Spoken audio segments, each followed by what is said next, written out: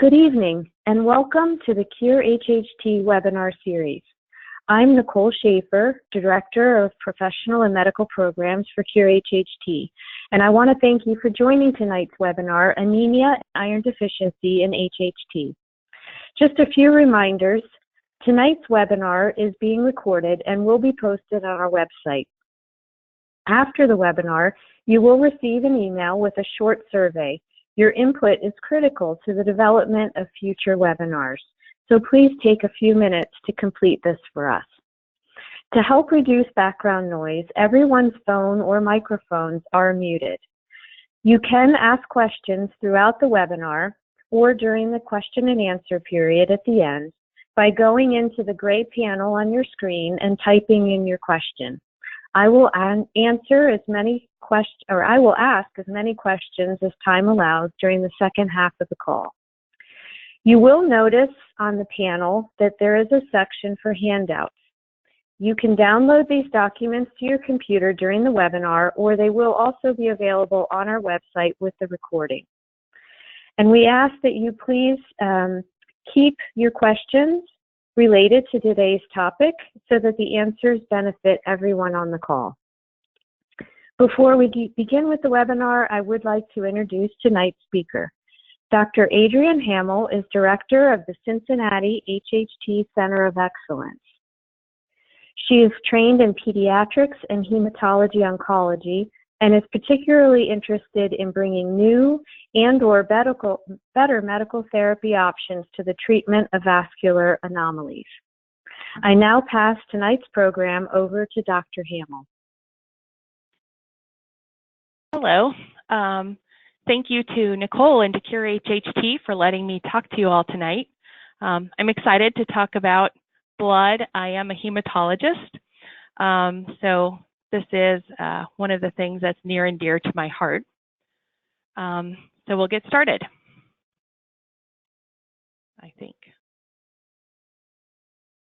There we go. So we have a couple of objectives tonight to go through these kind of piece by piece and then put them back together. The first is to talk about what is anemia, what it is, what the symptoms are, and what the different causes may be. Then we'll talk about iron deficiency and try to make it very clear that it's not just anemia. Iron deficiency has a lot of other symptoms and problems that can come with it. We'll talk about the causes of iron deficiency and treatments, and then we will bring it all together and talk about how these interact in HHT. So as I mentioned, I am a hematologist, and hematology is the study of blood.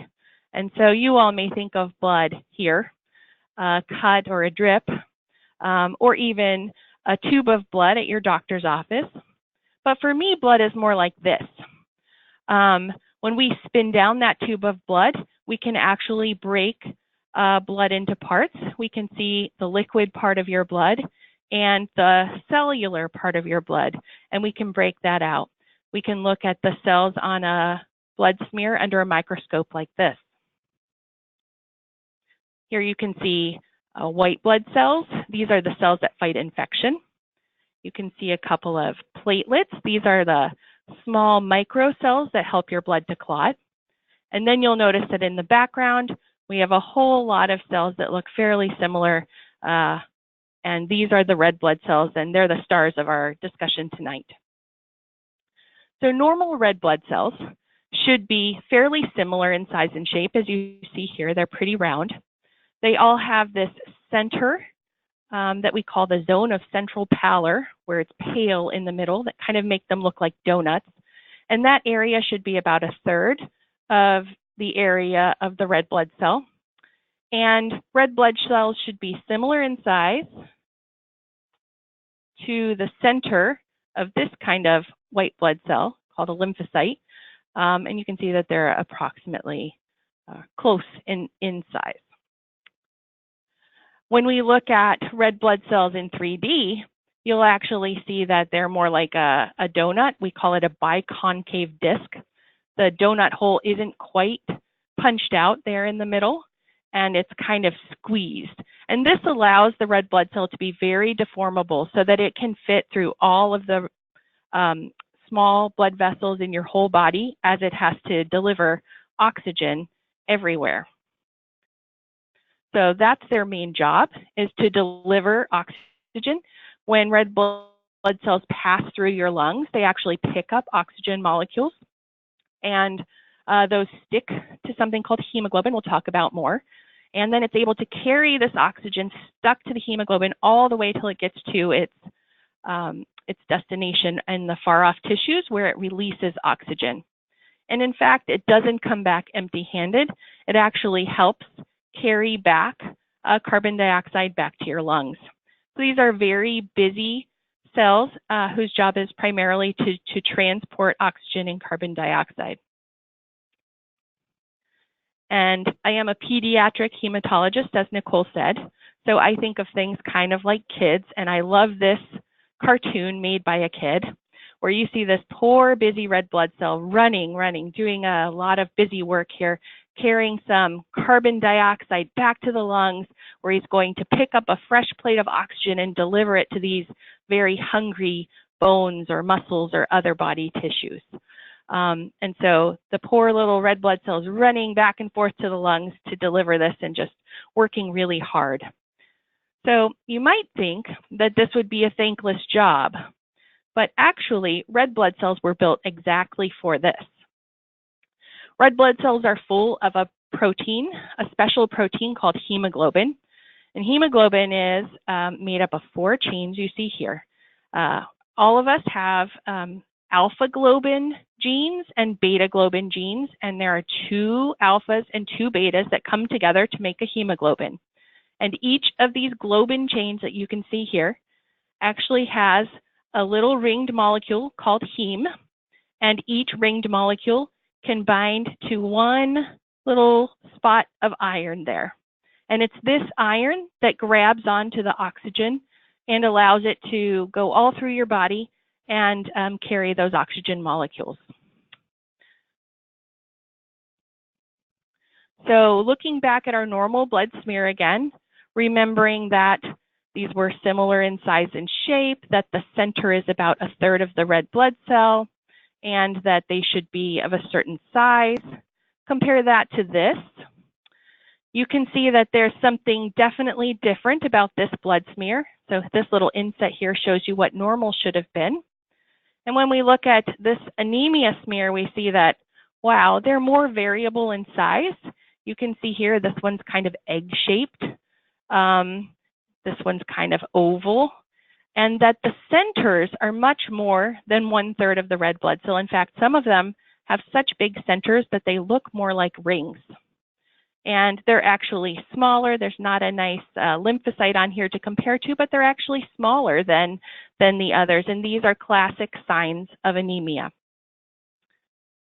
So anemia literally means no blood in Latin, but of course that's not exactly true. People who have anemia might look more tired, or be more tired, look more pale. That's what this is supposed to show here. And in kids in particular, we can often see slower growth or more difficulty learning because iron and oxygen are so important for how your body works. In practice, anemia actually means low red blood cells, and we measure that actually by the hemoglobin in them. There are some very specific definitions of what constitutes anemia, and you'll see here that it depends both on age of the person who's having their blood tested and on the gender, because there are different needs and different expected losses at different ages. And so you can see that babies actually have to have quite high hemoglobins. Here you can see above 15 is normal because they are making this really difficult transition to living outside the womb and to having their own oxygen exchange, having their lungs learn to work. And they also have a natural dip in their hemoglobin when they're about 6 to 8 weeks old, and so they have enough to start out to really get them through that. We also see that women have different expected hemoglobins than men. Men's normal, or they're considered anemic under 13 and women under 12, and that's because menstruating women have expected blood losses.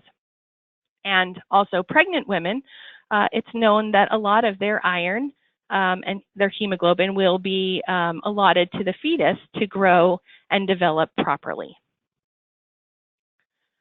Each of these levels of anemia has some different symptoms that have been associated with them. When we talk about mild anemia, that can be feeling slightly tired in a child, maybe someone who starts to take some naps, but they're not really stopping doing their normal playing. Moderate anemia gets more, starts to interfere more with normal life. They can feel more fatigued, they can start to feel weak, sometimes short of breath if they really exert themselves, and life starts to get a little bit harder. And severe anemia then is even more. They start to feel really weak, tired and short of breath, having trouble doing physical activities, and even starting to interfere with their concentration, so harder to go to school or work. And that's not all that happens with anemia.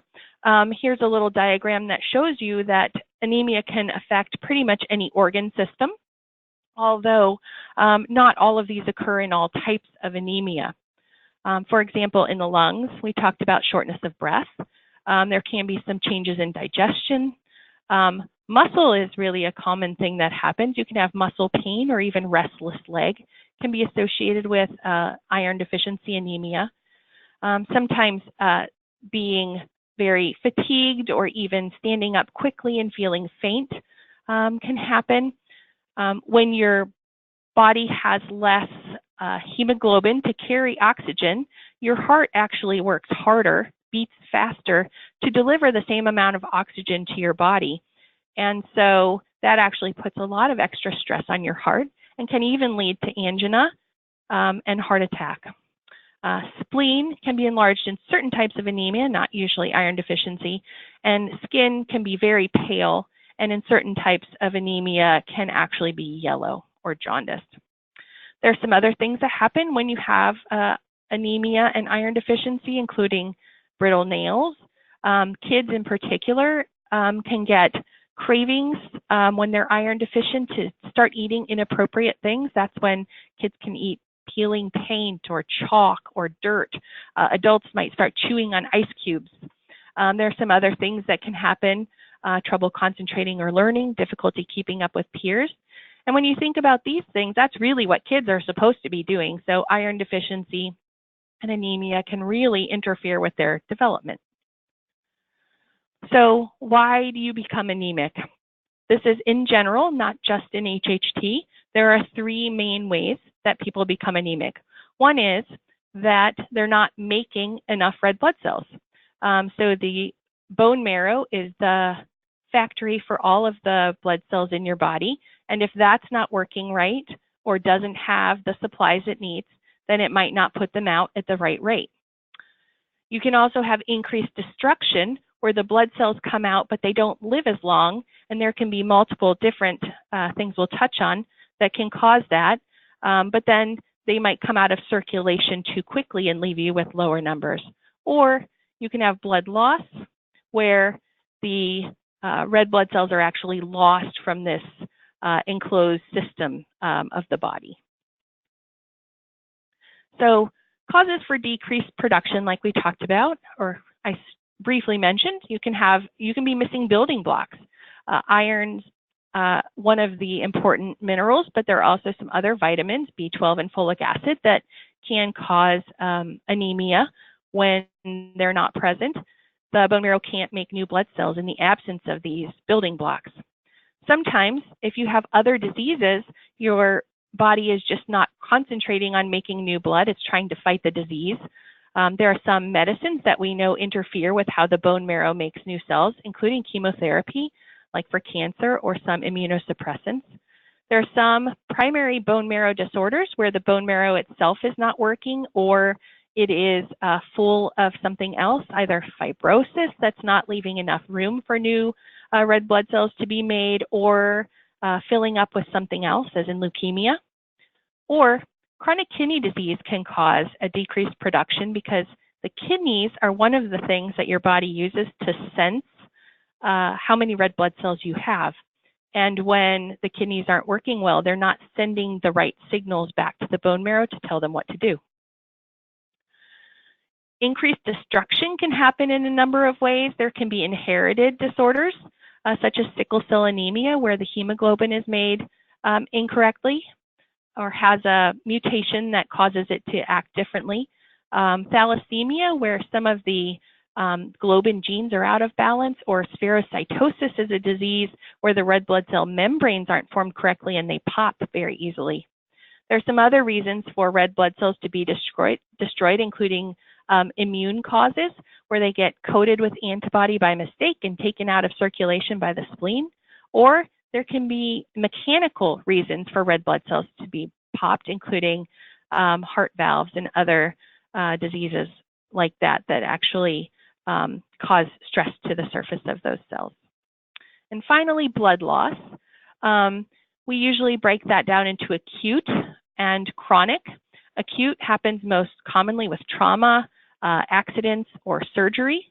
Chronic, the most common cause of chronic blood loss is actually heavy menstrual bleeding, but can also occur in gastrointestinal or GI bleeding from the gut or from nosebleeds, kind of with a nod to HHT.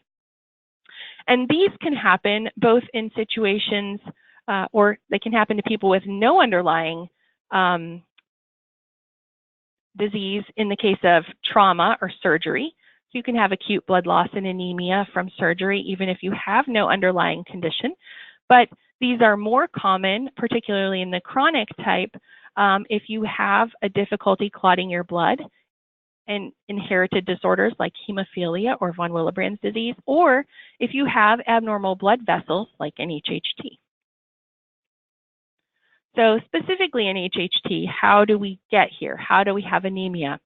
And some of those you can probably see I was building up to these. There can be blood loss. We know that nosebleeds are a very common symptom in HHT. GI bleeding is also not unusual, and there can be bleeding from other places. And that can be both acute and chronic. Usually there are some chronic losses with some more acute types of bleeding. And this is added on top of iron deficiency from having these chronic blood losses all the time. So even when you're eating a really healthy, normal diet, or even taking oral iron, sometimes it's difficult to keep up with how much you've lost. And as your body gets lower and lower, it has fewer building blocks to try to replace what you're losing. And here we'll talk a little bit about how much iron your body should have. So iron is not just in blood. Here is an average normal adult male who has 4 grams of iron in his body. You can see that about 2/3 of it is actually in the red blood cells, but there's a small amount being used other places. This is generally muscle and other proteins and enzymes, and having a role in immune function. And then the body, because iron is so important, actually likes to have a little stash here. A whole gram is set aside for future bleeds or future needs. So what happens when you start to lose iron is that you go from this normal situation that we just looked at, and you start to bleed, to lose iron. You can see that at first the body uses its iron stores to keep everything else the same. But if you keep losing iron faster than you can replace it, you actually start to have, you've pretty much used up your stores, and now you're dipping into these other things. You're starting to borrow or steal the iron from muscles, from enzymes, from other places that iron really should be. Your body works very hard to keep this hemoglobin the same, and it's only when your whole body iron is significantly decreased that your body will steal from the blood compartment and you will actually see anemia. So you can have some significant symptoms even here in iron deficiency. One of the things that was noticed first in HHT, and you can see these are several papers that were published, is that iron is important in part of the brain. We actually knew that, But in HHT, where many people are significantly iron deficient, there were several separate reports you can see here of patients having a Parkinson's-like syndrome, where they actually had some tremor and some issues similar to Parkinson's. And this was due to the iron that was missing from this part of the brain called the basal ganglia.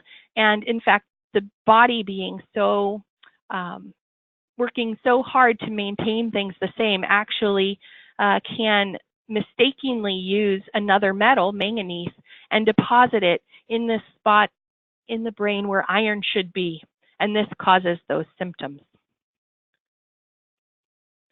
We also know that having iron deficiency, even without anemia, is a risk factor for clot.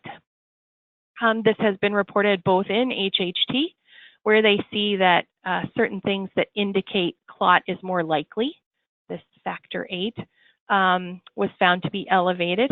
But even in patients without HHT, we know that iron deficiency has an increased risk of some clots, some in particular increase in frequency in the presence of iron deficiency. And people with HHT who have to go on to anticoagulation, Lovenox or other blood thinner, know that this increases their baseline bleeding and can really cause more issues. So certainly patients with HHT do get clots, but it's a complicated management process for their hematologist. And if we know that iron deficiency is one of the risk factors, that is probably something we should be more aggressive about staving off. So again, to think about iron deficiency, we've talked about blood loss. We focused on that initially, but there are times that the body doesn't appropriately absorb, particularly in people who've had a gastric bypass or celiac disease, and it's possible to not take in enough, either through diet or in the case of ongoing losses, sometimes it's very difficult to keep up with the amount that you're losing through your regular bleeding. And the reason that this is so hard is that humans don't make iron. We have to ingest it in order to have it in our bodies. Our body can only absorb a small percentage, about 10% of what we take each day. And that's because we lose about that much each day in the absence of bleeding. So this is in a nice, well-balanced person who doesn't have bleeding. You eat 10 to 20 milligrams a day, and then about 10% of that's absorbed, and that balances what you lose.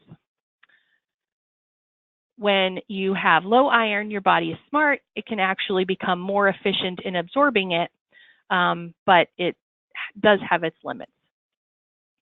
So iron absorption, to kind of look at the whole process, you eat it, it's absorbed, it binds to this protein called transferrin that carries it through your blood, and you can see 75% of it goes to your bone marrow to make new red blood cells. 10 to 20% of it will go into storage, and another 5 to 15% goes to those other processes, to your muscles, to the enzymes, and you continue to lose a little bit each day. Your body is very stingy about the way it keeps iron, though, because there is no way for human bodies to get rid of iron.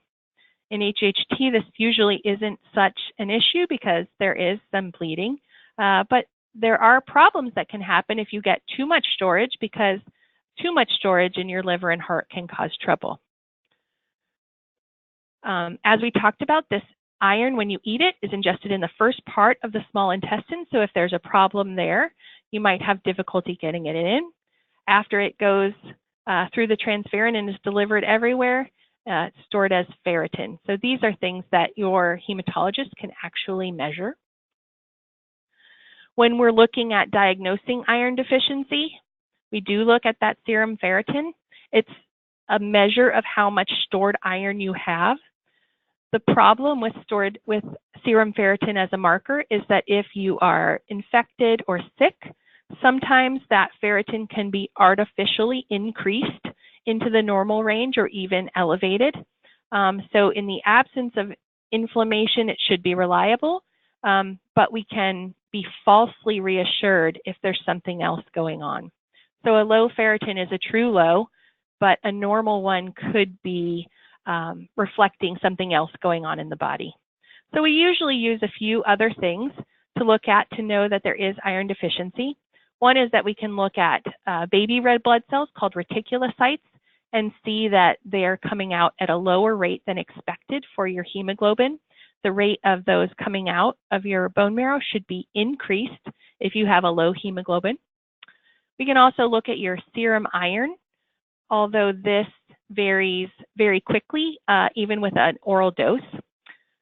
So we rely more on this is total iron binding capacity. So this would show, this would be higher if there are empty spots waiting to grab iron, and you would see decreased amounts of iron bound to that protein transferrin. So this whole picture can confirm iron deficiency. Our first step is usually a therapeutic trial of iron, oral iron, and this is something that can be done if the situation seems right, even before all of those blood studies are available. If the history fits and the physical exam looks like anemia, then it's an appropriate thing to trial iron. What we usually do is follow the response to that iron to know if it's working. We should see an increase in those baby red blood cells coming out as soon as you give back iron, because that tells us that the bone marrow was sitting there waiting for raw materials to be able to give us new red blood cells. And then, of course, when we're talking about iron deficiency, especially in the setting of HHT, we need to think about the source of the bleeding. I put this up because there is definitely iron in food, and one of the handouts has some iron sources listed. Heme iron comes from animal sources only because it's already bound to the heme molecule. It's generally absorbed a little bit better. There are excellent non-heme irons, though, as well, from vegetable sources. And as we talked about before, the normal adult recommended daily allowance is 10 to 20 milligrams, and that's because you're expected to absorb about 10% and maintain. This does not apply in the case of chronic bleeding. So, as I mentioned, heme iron is better absorbed than non-heme iron. It doesn't mean that that's the only iron you need to have or that you can't be a vegetarian. There are certain foods or supplements that can decrease the absorption from your gut. Taking iron with calcium can interfere with its absorption. Oats and bran, all those lovely things that we're told to eat for our cholesterol, can decrease absorption, and tea can as well. And if you've ever taken iron, your physician may have told you to take it with vitamin C, because that does increase the ability of your body to take iron up. And so taking your iron pill with orange juice can really help its absorption. We usually start as hematologists with oral iron. We do know that in people who lose a lot, sometimes that's never going to work, but that's where we start. Iron comes in a lot of different forms, and there are a lot of different ways that iron can be put together. There are liquid forms for kids. There are multiple different pills for adults. And oral iron has some big problems. One is, particularly the liquid, tastes terrible. It tastes very metallic, like a penny, people say. But it also has some effects on your GI tract. It can cause constipation. It can cause bloating, nausea, reflux, and it really gives some people a really hard time, especially when we're asking you to take it at higher levels to catch up to your iron deficiency. So oral iron treatment is actually based on weight of the patient. So for kids, that's a smaller amount than it is for adults. And we're trying to do kind of a catch-up dose over time to get you back to where you need to be. The most common used is this ferrous sulfate. It's the classic form, but there are lots of different salts and versions of it, as I mentioned. We usually give it in divided doses, 2 to 3 times a day, although some new research is actually suggesting that a single dose a day may be better absorbed. And we know that taste and intestinal discomfort can really interfere with being able to take it as prescribed. Once you start your iron, if you've been iron deficient and not had any significant iron input, new red blood cells will start coming out within 48 to 72 hours. And as I mentioned, this means that the factory was working, was just waiting on those final raw materials, and we expect to see a nice peak in 7 to 10 days of those baby red blood cells. And then we'll start to see the hemoglobin rise as the reticulocyte baby red blood cell count goes up. If we don't see that on labs in a week or so, then we're worried that it's been difficult for the patient to take it, or that it's not being absorbed appropriately, or as often happens in HHT, the ongoing blood losses are just too much to really see that have a significant impact. If we are seeing good response, we would continue to treat at the same dose until the hemoglobin is normal, and then we'll keep going to try to get that ferritin back up to give you a cushion so that with the next bleed, you won't instantly be in trouble. And we often do this for 1 to 3 months in people who have just nutritional deficiency, hadn't been taking enough. I would say that in HHT, we expect that patients are probably going to be on chronic iron replacement because they have chronic bleeding. Again, this kind of breaks down a few of the options. There are different percentages of elemental iron in each of these.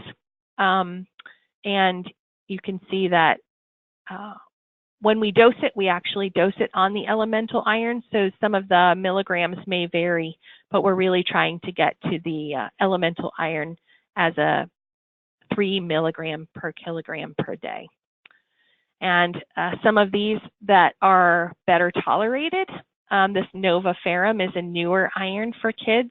It seems to taste better, but in a head-to-head study, it seemed to be less effective than ferrous sulfate at rapidly replacing iron, although with it being better tolerated, iron that goes in is better than iron that doesn't.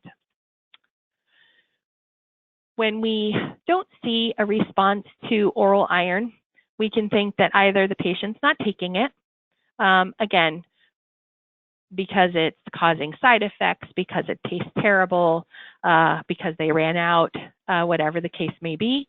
Or maybe they have other nutritional deficiencies. Sometimes if your body has been working so hard to keep up for so long, there can be other vitamins and minerals that are missing. And so your hematologist may look at other labs for things like vitamin B12 and folate that are also needed for rapid turnover in the bone marrow. Or maybe you're just having difficulty with absorption, that coated iron pills, while they cause less GI distress, may not be absorbed as well. Or that maybe you're taking your calcium for your bone health and that's interfering.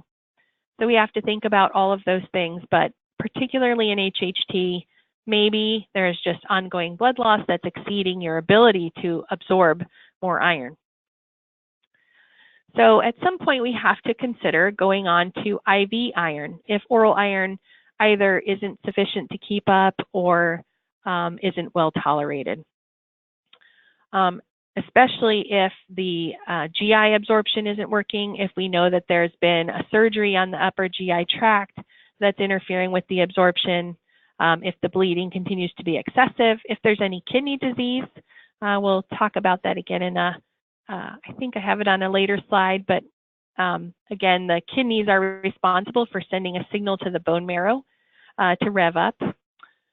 Or if we need rapid correction of the iron status and correction of the hemoglobin. For example, if a surgery is planned in a week or two, one way to kind of get the iron in quickly and jumpstart that bone marrow is to do it with IV. Or again, if there's chronic inflammation, if there's something else going on, the bone marrow may not be able to process things correctly.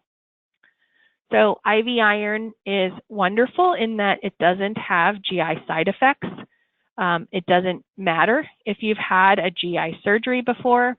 And we can certainly give back more iron at a time. In some cases, with some products, you can actually give up to the complete iron deficit at once. The disadvantage, though, is that it costs more and it takes more time and it has to be given IV. One of the big issues has been that there can be serious allergic reactions, including anaphylaxis. And that severe complication is more common in the ones that allow you to give large iron loads at once. And there are some side effects even if you don't have a serious reaction. You can have weakness and body aches, headaches. These usually work themselves out within a few days, but can be problematic while you have them. And here I've listed a few IV iron formulations. This is not even exhaustive, but I wanted to kind of give you a little bit of a hint here. Some of these are only in adults. Some of these are only in Europe. And there are different amounts of iron that you're able to give at once. You can see the maximum daily doses here. And you can see that some of them you're able to give a large dose. Here, the Injectifer, you can give a huge dose. But this actually, all of these have pros and cons to how they're given and to how they're tolerated.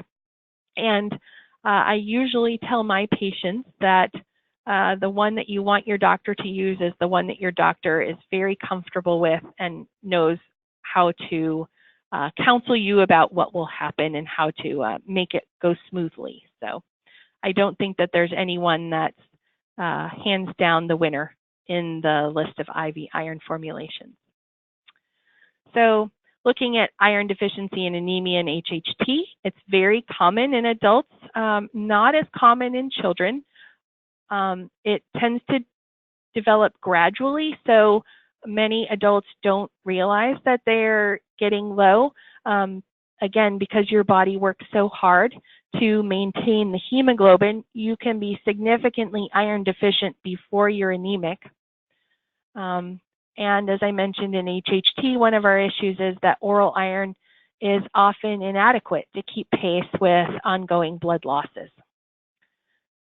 So just a little bit, a short review. We talk about when we're thinking about iron deficiency anemia, first we confirm the diagnosis, although that's not required. We do like to get a baseline so we know when we're getting better. We try oral iron first and aggressive bleeding management. Again, this can be epistaxis or GI bleeding. If there's no response, we may try an alternate oral preparation, something that might be better tolerated or better absorbed, but often we end up needing IV iron. And we're really trying to prevent iron deficiency, not just correct anemia. We would like to correct the whole body iron deficiency. So current guidelines in the HHT recommendations include the current guidelines include checking an at least annual blood count and I would say ferritin annually in adults greater than 35. And certainly if you're having bleeding, that might need to be checked more often or at younger age. One of the things to think about is that while at our lab, our normal range of ferritin goes down to 15, I would say that you're actually getting quite low before you're to 15. And people who have ongoing bleeding need a bigger cushion. So I think that when ferritin is low, below 25, we really need to start treating even before you're grossly anemic, because we know that that's coming. When you are exhausting your stores, anemia is the next step. And again, the algorithm that we just showed, where we try oral first line, especially if we're just trying to boost up this ferritin a little bit and bleeding's not so severe, oral may be sufficient, but it's not always. And again, we have to think about what to do to control bleeding. So this isn't exactly what I'm talking about here, but it's appropriate to discuss. There are some more medicines coming to HHT for patients who have really difficult to control or difficult to maintain iron deficiency anemia. And These can include bevacizumab or Avastin, and I'll talk more about this in a minute. Or there's been a small trial for pazopanib, which is an oral medication that works similarly to bevacizumab. And I have a picture here of doxycycline because doxycycline, while it's not a direct inhibitor of VEGF or new blood vessel formation like these are, doxycycline, an old-fashioned antibiotic that many people have had, has a side effect or side effect that we use here to decrease the ability of blood vessels to burrow through tissue.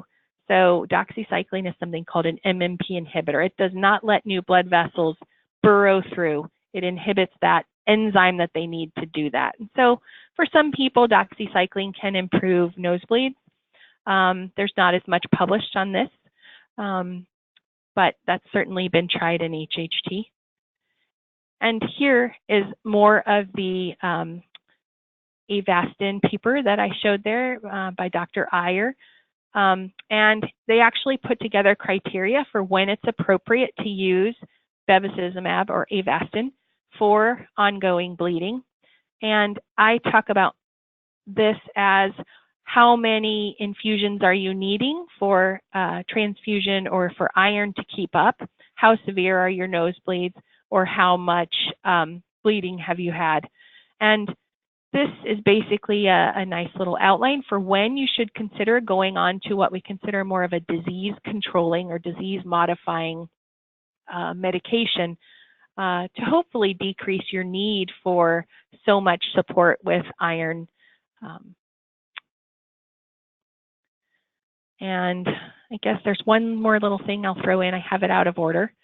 There's one extra little wrinkle here in people who have pulmonary AVMs. And this has come up with a couple of my patients and is a known issue that we have to think about. So if you have a pulmonary AVM, we know that your body is mixing oxygenated blood with deoxygenated blood in your lungs. So a pulmonary AVM is that by definition. And this decreases the blood oxygen overall, not in any individual red blood cell perhaps, but some red blood cells are loaded with oxygen and others are being mixed in that are not. And so while it might not be enough to show up when we check your oxygen through your finger, if we checked your blood, there probably is a decrease. And in fact, this is where the kidneys play an important part. When your blood has lower oxygen, your body tries to compensate. And this is because that lower oxygen is sensed by your kidneys, and they secrete something called erythropoietin, which tells the marrow to make more red blood cells and increases it. So what actually happens is that people with pulmonary AVMs in the absence of bleeding will have a higher set point for their hemoglobin than people without pulmonary AVMs. And in fact, if they're not bleeding, they can have polycythemia or high red blood cells. So that's actually a way that we sometimes diagnose pulmonary AVMs. Patients have quite high red blood cells because of this normal physiologic response. And so some patients who have pulmonary AVMs and bleeding can feel symptomatic at higher hemoglobins than you would expect. And so sometimes we have to keep that in mind and really individualize some of these numbers and treatments to the patient. So with that, I'm finished, and we'll take any questions that you all have.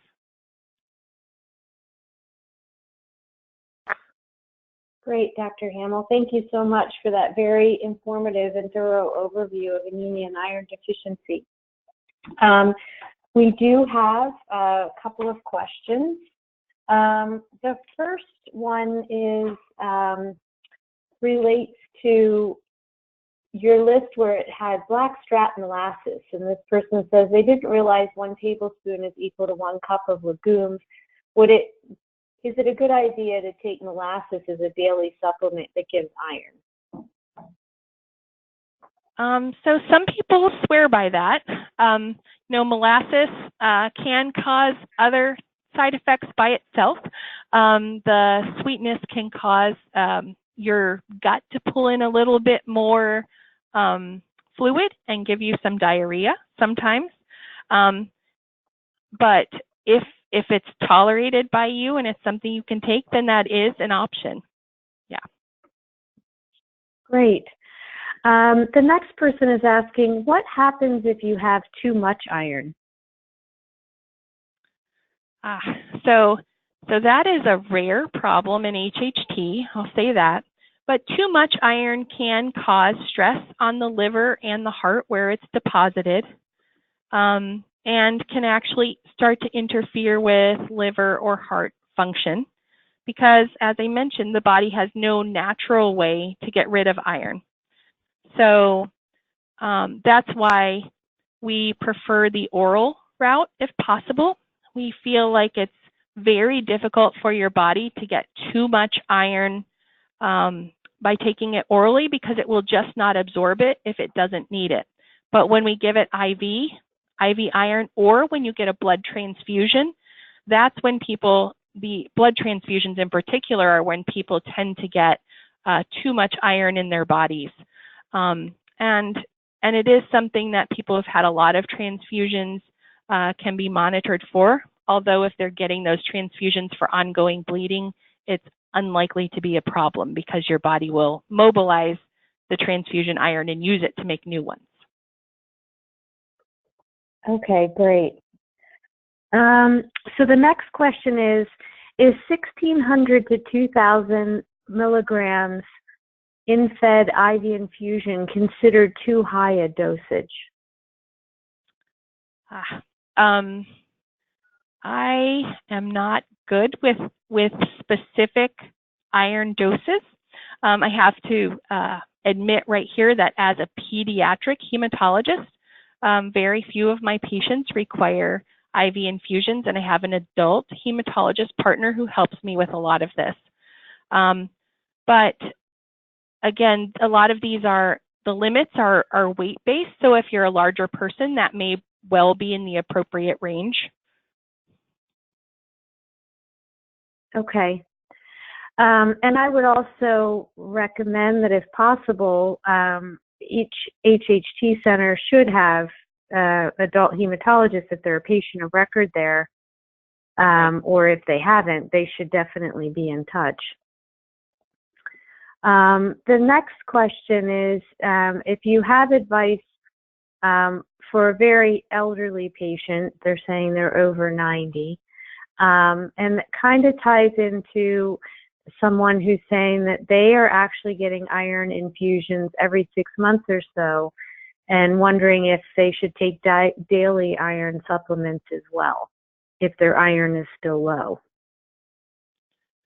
So when you first get an IV iron infusion, your gut will not be absorbing for a few days to week. But if you're only getting it every 6 months, certainly there is the possibility of oral iron decreasing your need in between, or decreasing the likelihood that you're going to need it, or at least extending the time between those. And again, if the oral iron is tolerated, if it's not causing you GI issues, then that's something that I think could certainly help. If it's causing GI issues and binding you up, then it's probably not worth it. Okay. Can iron anemia affect your platelet count? It can. Significant iron deficiency usually causes increased platelets, although sometimes when the bone marrow is struggling, you can see lower platelets. Most commonly, though, we see high platelets, and that may be part of the reason that iron deficiency is pro-clotting. Platelets are involved in clotting, so is that factor 8. Okay. The next question, when you take oral iron, how long should you wait to drink milk or some other calcium source? Most things say 2 hours, which can be a long time and make it difficult to take iron at breakfast. I know that that can be a difficulty in people taking thyroid medicines or trying to take their calcium. So yes, ideally it would be spaced further out, about 2 hours. Okay. And is there, you mentioned some things that a person can do to help their body absorb more iron. That's all primarily nutrition related? There's no like other medication or supplement that would help in that? So vitamin C is really the best thing, and that can be taken as a pill with it. At the same time, it can be taking it with a vitamin C containing drink. That's the best thing we have, and it can be either as a supplement or as food. Okay. So this person is asking, when you're speaking with a hematologist that's not familiar with HHT, how do you recommend expressing the necessity to maintain a higher ferritin level than just at the bottom of normal? And is that necessary? So I would recommend that you do try to have that conversation with them, or have your HHT center have that conversation with them. I certainly do have patients who come to our center who already have a hematologist, where we've just had that discussion and kind of reset our goals for this patient as someone who dips into their iron stores more often than someone who doesn't have chronic bleeding. And your HHT center hopefully will be able to advocate for you with that physician. Okay, great. So you had mentioned some drug therapies to help reduce bleeding in HHT. Are those typically therapies that are considered by the hematologist, or would that be something that would be suggested by another type of specialist? I think most of these would be offered by hematology, although I know that certainly other of the center directors are comfortable prescribing pazopanib or Avastin. I think those medications are actually coming over from cancer therapies, and so hematologists, oncologists probably traditionally have had the most experience, although applying it to HHT is a different dosing process, and the HHT centers are familiar. Okay. I've worked with other hematologists elsewhere to get that for my patients, so it's not always done here because sometimes you live far from a center. Again, I think that's something that your center should be able to advocate for you with a local hematologist if necessary. Okay. So this next question is for an individual that says they have a GI variant of HHT and receive monthly iron infusions. They're asking if they should request to see a hematologist, that their infusions at this point are just through GI and they now feel like they're missing some information. I think that would be appropriate. I'm going to flip back for a second. Monthly iron infusions is definitely enough to merit thinking about a disease controlling medication. You can see here more than one per month, greater than or equal to one per month. So that is significant. So I think it's time to have that conversation, and probably that would be better done through hematology. Okay, and is there any genetic evidence, if your parent had monthly blood transfusions for HHT, are you likely to require iron infusions or blood transfusions with the same frequency? Have you seen any of that in research? I have not. I think that while some of the risks of general having more severe nosebleeds or having GI bleeds or having certain AVMs can tend to run in families. Every person is different, and I really hope that knowing some of these things earlier and having some of these disease-modifying things available earlier will keep people from needing significant transfusions. I think we should I hope we get to the point where we're just doing some supportive care and not so much rescue. But again, we have that available when we need it. So. Right. And how often should someone get their blood checked? So it's at least every year, so that we can trend, see how your iron stores are doing, even if you're not having bleeding. But someone who's having bleeding, should think about getting that soon to know where they are. And then people who are actively bleeding or requiring replacement should probably have it every couple of months. Or again, if they're bleeding frequently and requiring more frequent infusions or transfusions, then they need it more often than that. What you'd like to do is check early enough that you can intervene before you feel bad, before it's an emergency needing a transfusion. Excellent. So unfortunately, there's not one standard. Okay. And you did mention briefly about DVTs and how that could possibly be related to low iron, I think. And so just wondering, in that situation and someone needs blood thinners, is it safe for an HHT patient to take blood thinners? It's very difficult. So, we've certainly had patients on blood thinners who had life-threatening bleeding, but at the same time, having a clot in your lungs or at risk of going to your lungs carries risk of sudden death, as opposed to something that we can better intervene in. So in most cases, we actually have had patients be anticoagulated, although they definitely have increased bleeding. So it's a difficult thing to manage. And I think it's important to have your HHT center and hematologist who understands that very difficult balance and isn't just following one set of guidelines or the other, because you have to do a little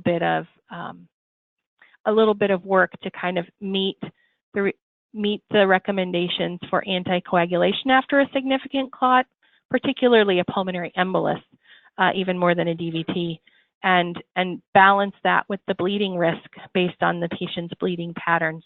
So it's a very difficult dance, and I think anything we can do to decrease that risk of having a clot, we should, because it is not easy to anticoagulate a patient who has bleeding. Right. Okay. And is there a frequency where it's too frequent to receive either an IV iron infusion or blood transfusion? I go right back to this. So more than once a month, I think trading the IV iron infusions for a potential disease controlling infusion would be preferable. And transfusions really shouldn't, hopefully it's less frequent than that. So even every 2 months, you're really kind of running up against when you should think about going to a controller. So okay. I think more than monthly for either of them is too frequent. Too frequent. Okay. And if you need it, you need it, but you should think about the next step. Right. Okay. Great. And you did mention other drug therapies too, and there are a couple of clinical trials currently going on, for instance, with doxycycline. I know UCLA is still doing that if somebody is out in the California area. I also believe they're doing that in Toronto. And just to put a plug in for the scientific conference that is going to be happening in Puerto Rico this June, This is a gathering every 2 years where clinicians and scientists come together and present their research in all these different topic areas. And these therapies that you're talking about are all discussed. And there will be both summaries in the clinical presentations as well as the basic science presentations that we will present as a webinar, probably in August or September. We're still working that out, but just wanted to let people know that these are hot topics, and hopefully we'll have some more information on them after this conference. So I really wanted to thank Dr. Hammill for spending time with us this evening to go through this incredibly important topic, especially for HHT patients who do have typically chronic bleeding issues and should be seeing a hematologist as part of their routine care if they're not already, and definitely getting involved with an HHT Center of Excellence if you're not already a patient of record there. And I just, from all of us at Cure HHT, want to thank you for attending tonight's webinar. We have one shared goal, is to advance a common hope to give those affected by HHT a chance for a normal life. And this webinar series is just one of many ways we accomplish our mission. We're grateful to the donors of Cure HHT for making this happen and all webinars possible. So we just ask that you please consider donating to Cure HHT to ensure we can continue to offer high quality education for you and your family. After the webinar, you will receive a short survey. Please take a few minutes to complete it so we can better serve you in the future. And again, I want to just thank Dr. Hammill for volunteering her time tonight to lead this webinar, which has been recorded and will be posted on our website at www.curehht.org in the resource library. We truly appreciate your participation, and we hope that you enjoy the rest of your evening. Thank you and good night.